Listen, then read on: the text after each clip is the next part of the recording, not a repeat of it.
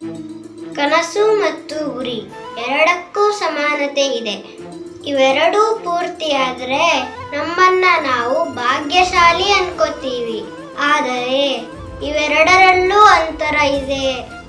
ಅದೇನೆಂದ್ರೆ ಕನಸಿಗೆ ನಿದ್ದೆ ಸಾಕು, ಆದರೆ ಗುರಿಗೆ ಶ್ರಮ ಬೇಕು.